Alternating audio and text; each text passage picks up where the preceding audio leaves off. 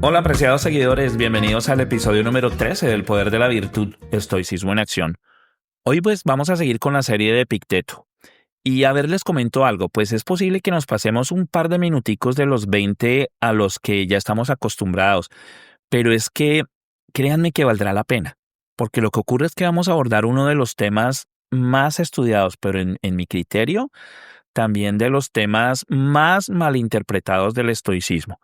Y mi objetivo hoy es pues aclarar con detalles dónde creo yo que nace esa confusión. El título de esta semana es Epicteto y vivir de acuerdo con la naturaleza y la razón. Dos palabras muy sencillas que escuchamos todo el tiempo, ¿no? Pero a mi parecer, como les dije antes, creo que no entendemos tanto esas palabras como creemos entenderlas. Porque cuando las comprendemos de verdad, transforman por completo la manera en que vemos y respondemos al mundo. Y para entender por qué Epicteto le da tanta importancia a esta idea, vale de nuevo la pena que nos acerquemos un poco más a su vida, pero no a la parte heroica y legendaria de su vida que a veces se cuenta de él, ¿no? Sino a una escena un poco más humana. Imagínense ustedes a ese niño que creció allá en Turquía sin familia que pudiera protegerlo y básicamente sin futuro. Ya hemos estudiado algunos pasajes de su vida muy crueles, pero Epicteto pues no eligió esa condición. Él no eligió su destino ni las circunstancias en las que nació. Lo que sí eligió Epicteto, y esto es lo que lo hace tan fascinante, fue la manera en que interpretó su realidad y la forma en que decidió vivir dentro de esa realidad.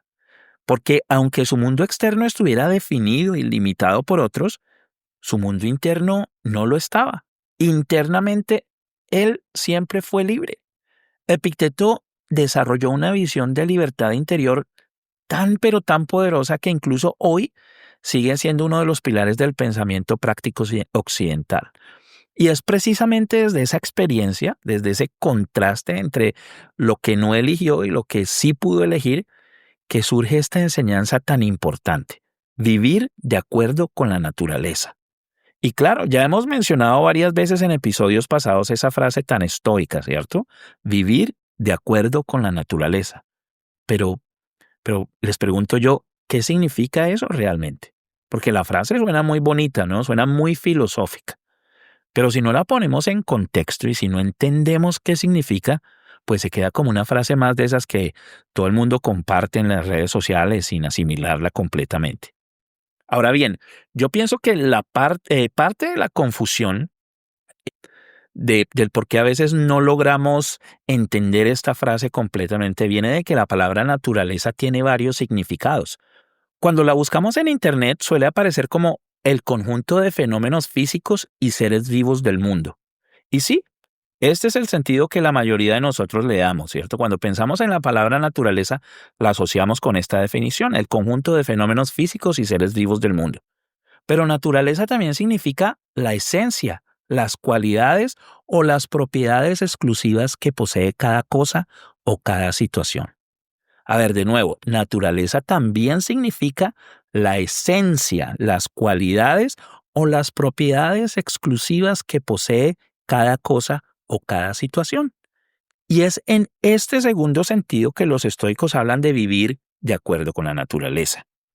Para ellos, pues la naturaleza no era solamente el bosque, los animales, el cielo, el océano, eh, los árboles. La naturaleza estoica es el orden esencial de las cosas, la manera propia en que cada ser funciona, se desarrolla y vive plenamente. Es lo que lo hace único y lo que lo impulsa a crecer y a prosperar. Pero veamos unos ejemplos claros, ¿no? La naturaleza de una planta, por ejemplo, es buscar la luz. No necesita que nadie se lo enseñe, ¿verdad? No necesita instrucciones. Es su esencia natural. Cuando una planta se inclina para buscar el sol, está cumpliendo con lo que su naturaleza le indica. Está haciendo lo que le corresponde hacer para crecer, para fortalecerse y para estar saludable. Si nosotros privamos a la planta de luz, pues va a sufrir. Si la alejamos de lo que la nutre, se va a marchitar. Su bienestar depende de seguir su esencia natural. Su propósito en su vida es buscar la luz para crecer y para mantenerse saludable y viva. Ahora veamos otro caso. La naturaleza, por ejemplo, de un animal depredador. La naturaleza de un animal depredador es cazar para proveer por su familia. Es proteger a su grupo, a su manada y defender su territorio, ¿cierto? Pero él no hace esto por maldad ni por crueldad. Lo hace porque forma parte de la naturaleza de ser un animal depredador. Es lo que necesita hacer para que su especie sobreviva. Si este animal dejara de cumplir su función, su manada sufriría y su equilibrio interno se rompería. Vivir según su naturaleza significa entonces actuar de acuerdo con su esencia y con lo que lo mantiene vivo, con lo que lo mantiene conectado y en armonía con su función en el ecosistema. Pero aquí viene lo interesante. Si estos seres vivos tienen su propia naturaleza, surge la gran pregunta: ¿cuál es la naturaleza humana? ¿Qué es aquello que es esencial y que forma parte integral del ser humano? ¿Qué nos hace únicos? Y aquí, amigos míos, es donde Epicteto y los estoicos son clarísimos y contundentes. La naturaleza humana es poseer y vivir guiados por la razón. Nuestra naturaleza, aquello que nos hace únicos, que nos diferencia del resto de los seres vivos, es que tenemos la capacidad de reflexionar, tenemos la capacidad de deliberar, de comprender, de elegir. La naturaleza humana es racional y es social. Y lo que caracteriza a nuestra especie es precisamente la capacidad de razonar y de vivir en comunidad con justicia, con moderación y con coraje. Eso es lo que nos permite buscar nuestra propia luz y crecer igual que la planta lo hace cuando busca la luz para florecer, ¿no? Vivir según la naturaleza entonces es vivir según esa estructura interna que nos define, lo que nos hace únicos. Es usar la razón para orientar nuestras acciones, para evaluar nuestras emociones y sobre todo para entender qué depende de nosotros y qué no. Es comprender que nuestra verdadera fortaleza no está en controlar lo externo, sino en cultivar lo interno. Así como la planta busca la luz y el animal depredador protege a su manada, nosotros buscamos con la razón actuar con virtud. Esa es nuestra naturaleza. Esa es nuestra forma de crecer y de apuntar hacia esa excelencia de las que les vengo hablando ya hace 13 episodios. Por eso es que Epicteto repite en el Enquiridión lo que ya venimos diciendo desde hace algún tiempo, que nuestras opiniones, nuestros juicios, nuestros impulsos, nuestras aversiones y nuestros deseos es lo único que está en nuestras manos. El resto, el cuerpo, la salud, la riqueza, nuestra reputación, la muerte, inclusive, las decisiones de otras personas, el paso del tiempo, todas esas cosas pertenecen al mundo externo. Nosotros no tenemos nada que ver con eso. Eso forma parte de lo que no controlamos. Y el problema es que cuando intentamos forzar y manipular y cambiar estas cosas, pues nos alejamos de nuestra naturaleza, nos alejamos de la naturaleza humana y sufrimos. Ahora, ¿qué significa todo esto para nosotros hoy en el mundo que funciona completamente distinto al de Epicteto hace 2000 años? ¿Dónde queda la naturaleza humana en este siglo XXI? ¿Cómo debemos vivir según nuestra naturaleza cuando la vida moderna nos empuja precisamente en la dirección contraria? Bueno, pues Epicteto, si estuviera vivo, nos diría que la naturaleza humana no ha cambiado. Y tendría razón, porque nosotros seguimos teniendo la misma estructura mental. Epicteto diría que tenemos la misma tendencia a pegarnos a lo material y a lo externo, la misma ilusión de tener control sobre lo que no podemos y la misma dificultad para aceptar lo inevitable, pero que también seguimos teniendo el mismo potencial racional para elegir cómo respondemos a lo que nos sucede. Ahora bien, resulta que vivir según la naturaleza humana implica tres ideas básicas, tres ideas fundamentales, y yo quiero invitarlos a escuchar cada una de ellas con plena atención, porque ya sí es el corazón del episodio y posiblemente de la idea más importante del estoicismo. Yo quisiera que pusieran mucha atención. Primero, vivir según la naturaleza humana significa reconocer que somos seres racionales, que no somos animales que reaccionamos por impulso. La razón es esa capacidad con la que nacemos de observar nuestros pensamientos, de cuestionar nuestras emociones, de decidir qué hacer y qué no hacer. Es nuestra herramienta principal y es lo que nos hace únicos.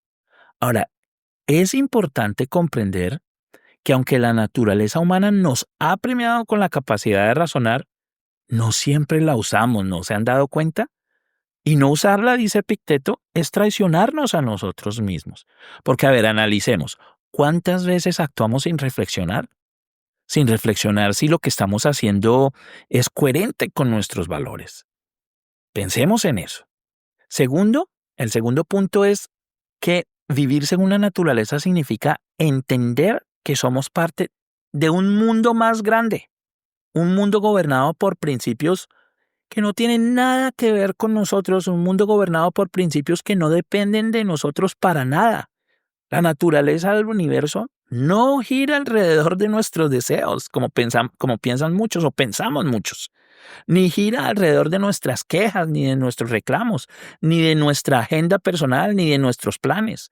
Debemos entender que ni el universo ni la vida nos deben nada, amigos. Nada.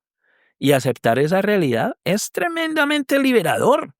Imaginen por un momento cuántas frustraciones desaparecerían si dejáramos de exigirle al mundo que se comporte exactamente como queremos.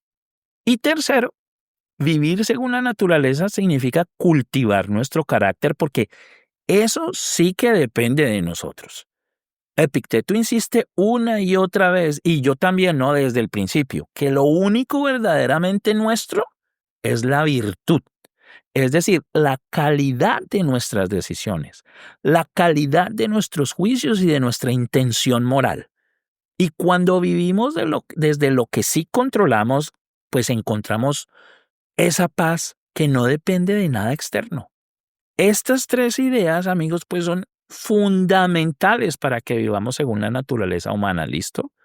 Nunca las olvidemos y a los que les gusta escribir como a mí, pues háganlo, escríbanlas en su diario estoico y visítenlas de vez en cuando. Ahora, déjenme traer algunos ejemplos modernos, porque todo esto suena muy filosófico. Aquí no hemos sino filosofiado hasta ahora. Pero recordemos que los aprendices de Epicteto eran soldados, eran artesanos, esclavos, comerciantes. Era gente normal que enfrentaba problemas reales, como creo yo, me imagino que la mayoría de nosotros. Piensen, por ejemplo, en una persona que está atrapada en el tráfico camino al trabajo. Y yo siempre les doy el ejemplo del tráfico porque es que es un ejemplo muy común. Esto no es algo extraordinario. Es posible que le esté ocurriendo a algún oyente en este momento. Esta experiencia la viven todos, cientos de millones de personas o por lo menos cientos de miles de personas en ciudades como Buenos Aires, Ciudad de México, Madrid, Lima, en mi querida y congestionada Bogotá, en muchas ciudades grandes del mundo. Pero ¿qué hacen la mayoría? Se estresan con el tráfico, se desesperan, golpean el volante, reniegan contra el gobierno, contra otros conductores y contra el mundo entero. Pero ¿y esto tiene sentido? La naturaleza de una ciudad grande y de vivir en una ciudad grande y congestionada es esa. Las ciudades grandes van a tener tráfico pesado y eso no depende de nosotros, es una realidad externa. No importa cuánto se irriten, no van a mover los carros con su mente. Eso no es vivir según la naturaleza. Es resistirse a lo que es la realidad. Pero entonces, ¿qué haría un caminante estoico? Pues usaría la razón para armonizarse con la realidad, ¿cierto? Aprovecharía ese tiempo en el tráfico para escuchar un audiolibro, para escuchar buena música, para escuchar este podcast, por ejemplo. O simplemente aceptaría el tráfico sin añadir sufrimiento innecesariamente. Eso sería vivir según la naturaleza. Ese ejemplo lo pueden aplicar a cualquier situación de la vida, no necesariamente al tráfico. Lo que les digo es que yo les traigo el ejemplo del tráfico pesado porque es el más común a todos nosotros. Pero otro ejemplo muy cotidiano es nuestra salud, por ejemplo. Hoy tenemos más información que nunca en la historia. Más acceso a la medicina, a investigar en el internet, a la nutrición, al ejercicio. Pero aún así, ¿cuántas personas viven frustradas por un diagnóstico negativo? O por un dolor, o por una limitación física, o por el paso del tiempo, por envejecer. Epicteto nos diría, amigos, su salud es importante, cuídenla. Pero el cuerpo es vulnerable por naturaleza. Esa es la naturaleza del cuerpo. Es natural que se deteriore, que cambie, que enferme. y por supuesto que envejezca. Su control y su responsabilidad se limita a sus hábitos de vida, pero el resultado final no hay nada que hacer. Así que admitir la naturaleza de nuestro cuerpo es un gran acto de aceptación, de razón y de sabiduría. De hecho, una de las frases más profundas del Enquiridión dice, no pretendas que las cosas sucedan como quieres, desea que sucedan como suceden y así serás feliz. Y esta frase, de nuevo, no incita a la resignación que ya hemos estudiado antes. Nos incita es a dejar de pelear contra la realidad y a usar nuestra energía para responder mejor a lo que nos sucede, amigos. Ahora, como siempre, vamos a proponernos algunos ejercicios prácticos para llevar esta maravillosa idea a nuestras vidas. ¿Listo? Porque si algo caracterizaba a Epicteto es que sus enseñanzas no eran teorías, eran herramientas de vida. Imagínense ustedes que les decía a sus estudiantes, aquí no vienen a aprender filosofía, aquí vienen a aprender a vivir. Y esta me parece una buena metáfora para entender mejor el objetivo de este espacio, del poder de la virtud de estoicismo en acción, ¿cierto? Así que aquí va este ejercicio práctico. Se trata de alinear nuestras expectativas con la naturaleza. Antes de comenzar cualquier actividad o proyecto, pregúntense, ¿qué es lo más natural que podría ocurrir mientras estoy desarrollando ese proyecto o esa actividad? No lo más ideal, ni lo mejor que podría ocurrir, sino lo más natural. Imaginen todos los escenarios posibles, pero no lo hagan para sufrir ni para ser negativos, sino para anticiparse con serenidad, con calma. Si van a una reunión importante, por ejemplo, acepten que esa reunión puede salir bien, pero también puede salir mal. Si van a hablar con alguien sobre algún problema, acepten que ese problema a discutir se puede solucionar, pero que también puede empeorar cuando acabe la conversación, ¿cierto? Si van a tomar un viaje, acepten que puede haber retrasos en los aeropuertos, en los terminales de tren, en los terminales de autobús, y que existe la posibilidad de que algunas cosas no salgan según lo planeado. Hacer esto reduce el choque entre sus expectativas y la realidad, y además pues fortalece nuestra capacidad para mantenernos estables y serenos. Ahora, es muy importante en este punto del episodio aclarar algo sobre este ejercicio porque sé que aquí muchas personas pueden confundirse y precisamente estos detallitos y estas explicaciones es lo que están haciendo este episodio un poco largo.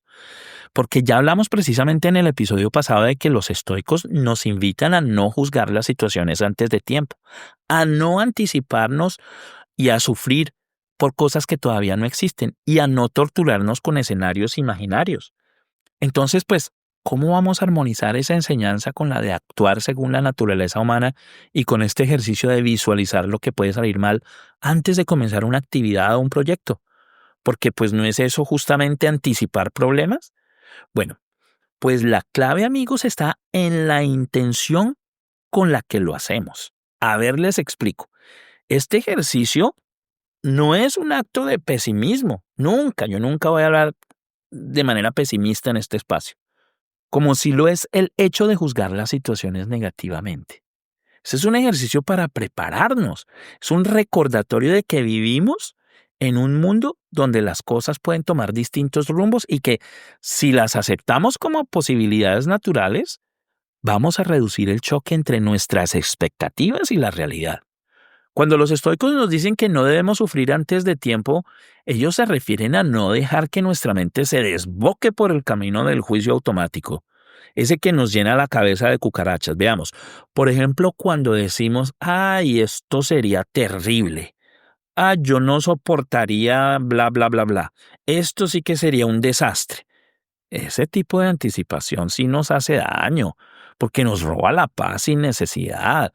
En cambio, cuando visualizamos posibles dificultades desde la serenidad y teniendo en cuenta la naturaleza de cada situación, pues estamos haciendo algo muy distinto. Estamos diciendo, debo esperar lo mejor, pero también debo estar preparado para lo peor.